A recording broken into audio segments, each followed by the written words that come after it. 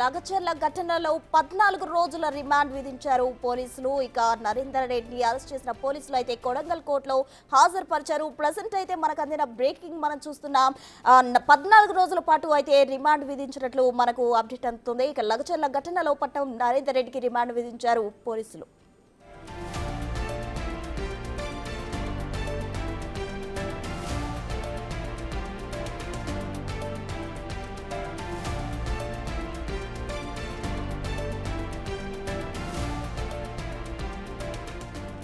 Breaking news చూస్తున్నాం. లగచర్ల ఘటనలో దాదాపు 14 రోజుల పాటు రిమాండ్ విధించింది పట్నం నరేందర్ రెడ్డికి కోర్టు. దీనికి సంబంధించి అయితే ప్రధాన నిందితుడిగా ఉన్న నరేందర్ రెడ్డికి అయితే దాదాపు 14 రోజుల పాటు రిమాండ్ విధించారు పోలీసులు. లగచర్ల ఘటనలో అరెస్ట్ అయిన నరేందర్ రెడ్డికి అయితే రిమాండ్ విధించారు.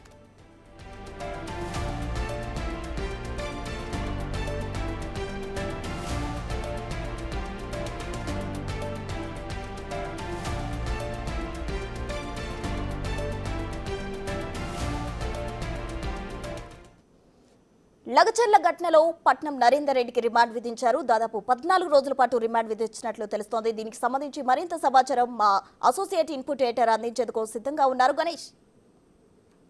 నగేష్ చెప్పండి. కొడంగల్ కోర్టులో పట్నం నరేందర్ ను హాజరుపరిచారు.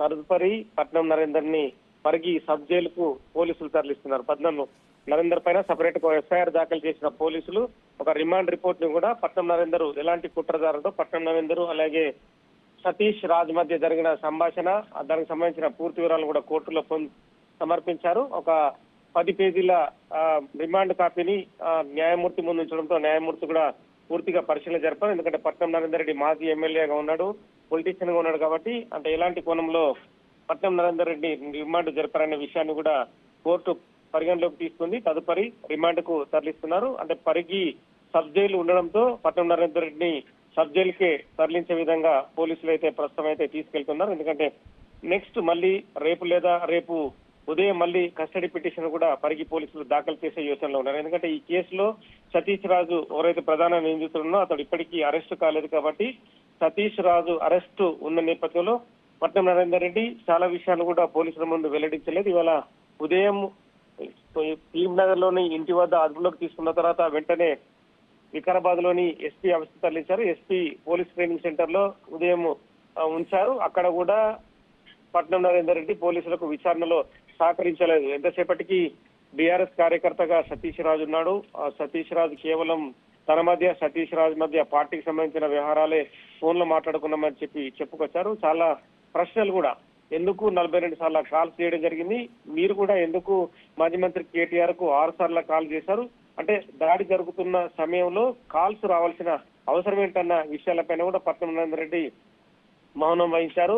చాలాసేపటి వరకు పరిగి వికారాబాద్ ఎస్పీ నారాయణ రెడ్డి అలాగే పరిగి డిఎస్పీ కరుణసాగర్ రెడ్డి కూడా ప్రశ్నల వర్షం కురిపించినా కూడా మౌనమే తన సమాధానం లాగా పట్నం నరేందర్ రెడ్డి వ్యవహరించారు.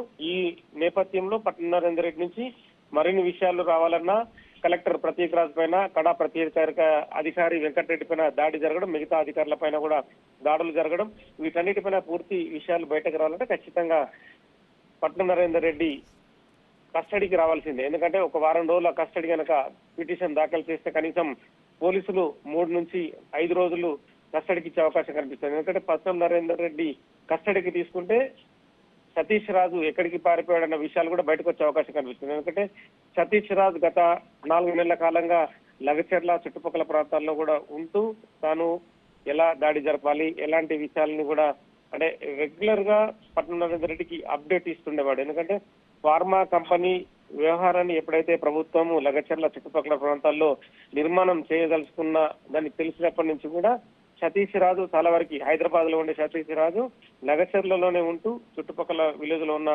యువకుల్ని మొబిలైజ్ చేస్తూ అధికారులు రెగ్యులర్ గా వచ్చినా కూడా భూములు ఇవ్వకూడదన్న యాంగిల్ నే వాళ్ళని మోటివేట్ చేస్తూ తీసుకొస్తున్నారు. కానీ చాలా మంది ప్రజలు ఏంటంటే ఫార్మా కంపెనీ వస్తున్న క్రమంలో తమకు ఉపాధి దొరుకుతుంది, అలాగే వాళ్ళ ల్యాండ్స్ కి పరిహారం కావచ్చు, మిగతా వాళ్ళకి ఎలాంటి ఫెసిలిటీస్ కావాలన్న విషయాన్ని కూడా ఎప్పటికప్పుడు అధికారులు మోటివేట్ చేస్తున్నారు. చాలా మంది ప్రజలు కూడా దీనికి అనుకూలంగానే ఉన్నారు. కానీ ఎట్టి పరిస్థితుల్లో ఫార్మా కంపెనీ అనేది లగచర్ల చుట్టుపక్కల ప్రాంతాల్లో నిర్మాణం జరగకుండా ఉండాలి, ఇది కాంగ్రెస్ పార్టీకి అనుకూలంగా ఉంటుందని చెప్పి రెగ్యులర్ గా సతీష్ రాజు పట్నం నరేందర్ రెడ్డి కూడా ఖచ్చితంగా ప్రజలు ధిక్కార ధ్వని చేస్తున్నారనే విషయాన్ని చేయాలి, ఖచ్చితంగా దాడి జరపాలి. ఈ ఇష్యూని కూడా రాష్ట్ర వ్యాప్తంగా ఫ్లేర్ చేయాలనే ఉద్దేశంతోనే దాడి చేశారనే విషయాన్ని కూడా రిమాండ్ రిపోర్ట్ లో పొందుపరిచారు. దీంతో ప్రస్తుతం అయితే 14 రోజుల రిమాండ్ విధించడంతో పరిగి సబ్ జైలుకి పట్నం నరేందర్ రెడ్డిని భారీ బందోబస్తు మధ్య పోలీసులు